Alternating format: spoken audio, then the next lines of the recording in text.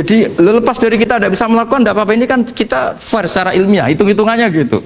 Dakoik itu kira-kira hitung-hitungannya begitu. Makanya kiai-kiai yang dulu itu meskipun dalamnya dibatasin karena kiai juga butuh istirahat, butuh macam-macam. Kalau pondok itu enggak 24 jam karena semua orang bisa ngakses. Saya tuh kalau ngaji Rebo itu ribuan, enggak mulai orang jelas, enggak jelas, setengah jelas, yang wali, setengah bulat, setengah buron, ada semua. Sampai ada yang setengah buron pernah ketemu polisi yang ngaji. Saya ini mau nangkap kamu malah ketemu di sini jadi. Jadi sudah lah Pak, atas nama hormat Gus Pak, nangkapnya nanti aja karena ketemunya pas ngaji. Karena kebaikan nggak boleh dibatasin. Coba kalau saat pengajian tak batasin, yang dokter saja, yang DRS saja, yang begini saja. Sementara dangdutan nggak dibatasin. Suatu saat maksiat lebih besar ketimbang ngaji. Itu saya ditanya Allah, salah mbak batasin ini. Saya juga nggak bisa jawab kan kira-kira gitu. Nah ini dakoi, maksudnya ini cerita saya tidak ingin nyinggung siapa ini, maksudnya dakoi itu suatu yang perhitungannya detail itu jelimet. Saya punya tetangga kalau tukaran sama suaminya itu jujur betul. Kenapa nak tegakno kopi ra gelem, senane ngopi ning warung. Ning kono nak nyugoi mbek senyum kowe ora. Istri kamu kalau nyugoi, oh ngombe. Di warung kan ngersakno nopo. Padahal cantiknya kadang ya sama, atau kadang cantik istri kamu. Tapi gara-gara duar. Lah itu sudah takoek apa? Takoek. Ini urusan kompetisi. Ke kiai dimarahin, ke sini di servis. Nah, ini monggo lah kita belajar bahwa banyak sebagian riwayat disebut Rasul Akli Ba'dal Iman Billah At-Tawaddud Ilan Nas. Setelah kita berargumentasi ilmiah secara tauhid, urutan dakwah berikutnya at-tawaddud ilan nas. Kita harus bersikap simpatik dengan harapan simpatik itu membawa orang ila wahi wa rasuli. Kita tidak punya kepentingan pribadi, punya pengaruh banyak, membernya banyak, enggak lah, ma'adzallah min dalik, enggak. Tapi setelah kita at-tawaddud ilan nas, coba Rasulullah itu tiru. Sholat itu kayak apa baiknya? Logikanya barang baik tambah lama tambah baik. Tapi itu mukhalafah, itu bertentangan dengan sunnahnya manusia yang suka cepat. Nyatanya imam yang cepat itu yang lama itu yang disalahkan Nabi. Logikanya kan sholat lama, Qur'annya fasih. Yang imam itu Mu'ad bin Jabal, tidak muntah itu tidak aman.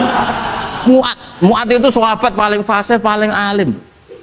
Artinya bacaannya itu tidak bikin kuping panas ini. Yang ngomong ini tidak saya. Itu ketika kelamaan, yang disalahkan Nabi itu yang kelamaan. Karena supaya orang seneng sholat, ya sholat itu jangan jadi problem dong. Cara nggak jadi problem gimana ya? Jangan lama. Kayak apa agama ini? Sholat loh, sebaik sholat aja dikompromikan dengan hukum sosial. Karena kalau sholat terlalu lama nanti ibadah jadi problem. Sampai segitunya dulu. Ya makanya apalagi kalau kamu sudah ngerasa suaranya elek, tak baku tuh kulhu lah. Suaranya elek bakoro. Suaranya elek. Ini kok diting-ditingan. Mustaqim bagus gak suaranya? Paling bagus ya. Sholat. Ya gitu aja ya dibagi ya, yang suaranya tidak bagus suruh imam duhur asar aja. Tadi yang bagus biar maghrib apa isya ya gitu aja. Ya tapi ya, sudah teruskan ya. Jadi yang jelas ada kelompok ketiga yang jelas ini ya, yang kalau kita bisa niru ya, wa ila man yang zur ilaihi bi ainir rahmah wa la yu'athirul munqata'ah wa tabau. Nah ini ketika Imam Ghazali fa hadhihi daqaiqu diniyah. Ini detail-detail yang setiap turukus salikin itu beda-beda. Wa yakunu amalu kulli wahidin ala ma yaqtadihi haluh wa waqtu. Jadi mulai dulu ini urusan relatif, urusan subjektif. Jadi tidak bisa kamu ada orang itu maksiat. Bawaannya kalau nggak dikerengi ramari ya ada. Yang bawaannya dikerengi tambah nemen ya ada. Bawaannya nggak jelas ya ada. Banyak ya kalau itu banyak. Jadi mulai dulu tuh ulama dulu tuh fair seperti itu nggak perlu diperdebatkan. Nah, sudah mulai dulu ya beda bimuqtadal hal wal waqti ya. Nah sekarang orang kan milih, kalau yang keras nyari dalil keras terus, yang lunak cari dalil lunak terus. Akhirnya dalil kok dicari-cari itu gimana? Ciri utama kebenaran itu fi awali wahlah. Ada ciri utama kebenaran itu al-badihiyah. Makanya kalau dalam ilmu ushul fikih disebut watabadur alamatul haqiqah. Penemuan pertama itu bukti yang digandaki Allah hakikat. Misalnya kamu sama orang nakal tanggo kamu, tak kandani malah nemen. Spontan orang itu pasti gitu. Karena di mana-mana sosialisasi itu dibutuhkan. Ketika negara atau kiai atau tokoh mau bikin apa, pertama targetnya mesti sosialisasi. Sesuatu pasti ada tadrijan. Itu siapapun, teori manapun, di dunia apapun. Nah itu namanya badiah, pikiran segitu itu disepakatin. Nah kita kalau langsung marah, langsung mengusir itu udah pikiran badiah yang konsensus. Misalnya anakmu nakal, dengar misalnya nyuruh anak kiai, dengar anakmu pacaran. Pikiran pertama itu seorang manusia itu, ya dikadani si api-apian. Karena tadi itu badihi itu orang itu. Kamu kepengen beli mobil, pikiran pertama ya enggak sih nabung sih, mesti begitu. Jadi ya pasti begitu lah. Itu kalau kamu ngukur mana yang benar tuh at-tabadur alamatul haqiqah. Kalau kamu ngaji usul fikih itu kan at-tabadur alamatul haqiqah. Karena konsensus lah, agama ini fitratallahi allati fataran nas 'alaiha. Jadi nggak mungkin lah kita ingin sesuatu kemudian tidak berproses. Ya saya teruskan ya. Tapi kamu jangan kaget kalau setiap angkatan beda. Ini jelas wa yakunu amalu kulli wahidin ala ma yaqtadi halu. Terus wa muqtadal ahwal fi hadil umur imma makruha aw manduba fatakunu fi rutbatil fadail wala tantahi ila tahrim wal ijab. Nah ini jelas. Metode-metode itu sudahlah. Paling kalau benar ya manduba, kalau salah ya makruha. Kamu jangan kalau orang salah metode tahrim enggak bisa. Oh metode itu misalnya gini, ada orang enggak nahi mungkar. Oh ini haram, kiai kok tidak punya kepedulian tidak nahi mungkar, ya jangan gitu, itu urusan manhat. Manhat itu tidak bisa berstatus tahrim atau ijab karena ini fleksibel bimuqtadal hal wal waqti. Jadi ini alimnya Imam Ghazali ya, karena ya tidak bisa. Fa inna takhil tahta taklif aslu ma'rifah lillah wa aslu hubba dzalika qad la yata'adda minal mahbub ila ghairihi. Wa innamal mu'tadi ifradul khub wastila'u wa dzalika la yadkhulu fil fatwa wa tahta dzahiri taklif. Jadi rasa itu tidak bisa dikendalikan taklif. Artinya gini, agama saja itu tidak bisa ngatur-ngatur rasa. Ini kan misalnya gini, contoh gampang ya, kamu tidak usah tersinggung, pasti kamu mengalami, bukan mungkin tapi pasti mengalami. Wadah orang rokokan, keriting, jebelek, puwesek, gedut rokokan, cowok itu rokokan, mesti gue mau angkel. Weh, semua angkel harus dianggap cowok itu orang bener. Baru ketemu cowok wayu menarik rokokan, mesti oleh mangkel gitu. Wes jawab jujur ya, tidak usah munafik kamu. Betul ya? Betul. Jadi itu nggak bisa terus. Misalnya wong tuamu pesen gini, cung, kejogeman pacaran mbek cah wedok sing rokokan. Jebule sing rokokan wae cuantik wong sopan pisan. Yo rokokan tapi sopan. Terus kowe mesti ibu ngono. Larangan kok ngono gitu. Tapi misalnya sing rokokan welek gedut keriting. Wes lungguhe nyigrek, bener ibu ora oleh Ternyata pembenaran Anda ini butuh fakta yang lain gitu. Ya kok elek mbek ayu gitu Mas. Lu kayak ngandel gak? Makanya guyonan yang kiai-kiai kan gitu. Pak Kaji, anak sampean tombok innalillah. Tapi menang. Itu ya guyonan, tapi menurut saya itu betapa manusia itu mudah diombang-ambingkan nih. Masyhur tuh guyonan di kiai-kiai itu. Pak Kaji ono cawe itu numpak sepeda motor GL Max Pro, zaman di saya kan sepeda lanang. Wah, luput suwo kebablasan. Bareng ngono, tapi niku ponakane jenengan muga-muga sepuro pangeran. Ternyata orang reaksi ya berdasar kroni kan. Kalau yang maksiat orang lain yang tidak hubungan dengan kita, ganti lanat pangeran gitu. Setelah dikasih tahu niku ponakane jenengan. Muga-muga sepuro pangeran. Jangan-jangan kita juga gitu loh. Dengar orang yang maksiat di tempat-tempat maksiat langsung benci.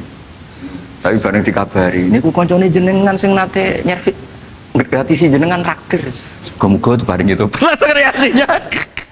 Karena al-insan Abdul Ihsan. Jadi ini bukan fatwa yang mengikat ndak. Nanti takut ijabu malam yajib tadi. Tapi ini kita ngomong ilmiah. Kita ngendikan ilmu berdasar yang difatwakan Imam Ghazali di kitab apa? Ihya. Jadi ini pernah tak baca di depan 100 ulama di pas 100 harinya Mbah, mungkin lebih ribuan mungkin yang datang pas acara itu. Dan itu dilegitimasi. Jadi ini apa itu mutafak lah. Karena saya tidak ngomong mingki bali nafsi, tapi berdasar teks yang ada di Ihya. Soal nanti misalnya kita salah di interpretasi atau salah di perilaku, yaitu normal kita sebagai manusia. Tapi saya pastikan kitab ini orisinil, bahwa mulai dulu menanggapi kemaksiatan kemungkaran itu terjadi 3 kelompok. Tapi semuanya tentu ingin merubah. Saya pastikan yang yahlidul qola juga tidak karena kebencian pribadi, yang lunak juga bukan karena menikmati lah. Yang ribet kita ini kan lunak karena ini kalau yang cantik ke masjid sudah Islami, wah nggak ada pemandangan lah, itu ya ribet. Jadi gayanya halus tapi banyak kepentingan.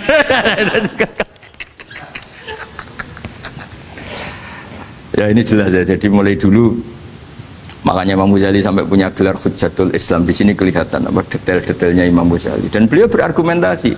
Zaman sahabat pun ketika melihat seperti itu ya beda-beda kan. Di antara yang didawuhkan beliau kan mulai periode apa? Sahabat kan. Beliau ngendikan apa itu? Fa inna na'lamu annal ladzina syaribul khamra wa ta'atu al fawahisha fi zamani Rasulillah sahabah maka nuyuhjaruna bil kulliyah bal kanu munqasimina. Jadi beliau cerita mulai dulu masyhur kan dulu di sahabat ya, itu ada orang namanya Nuaiman, kila namanya Abdullah. Itu di Bukhari jelas wa kana yulaqabu khimaron. Saking dableknya itu teman-temannya kalau manggil tuh khimar. Terus wakana yuthiku Rasulullahi kasiron, dan dia yang orang yang mudah memperbuat Nabi itu tertawa-tawa. Bawaannya itu bodoni webek Nabi. Masyhur itu. Kalau dia ada pedagang keliling itu Bu atau Pak sini dahar sama Nabi. Setelah dahar lagi sing bayari sapa? Ya jenengan derek dahar. Masyhur itu. Ya sahabat ya ada yang gitu. Lah itu kalau mabuk enggak di masjid enggak afdol dia. Gak mau di bar, kalau mabuk di masjid. Dia tidak pernah lihat jauh dari Nabi, nggak pernah. Kalau mabuk itu di masjid. Sama sahabat-sahabat lain dia dikhat. Dikhat itu diberi sanksi, kalau bahasa pondok ditakzir, ditaktib. Terus saking overnya sahabat yang mentakdib, ada yang ma'aktsaroma syarib tal khamrat bena di Rasul. Kowe ujug nemen ngarepe Nabi kok ngono kelakuan, anta malun. Kowe ku malun. Tapi apa kata Nabi? La tal'anuhu fa innahu yuhibbu wa rasulah. Masyhur itu di kitab Bukhari. Itu oleh komentari Syurahul Hadis, falam yukhriju bil maksiyah anil mahabbah. Ternyata ketika orang ini maksiat, Nabi masih mensifati punya, karena dia tidak mau jauh dari Nabi. Kan banyak orang-orang fasik yang bawaannya nggak mau jauh dari kiai.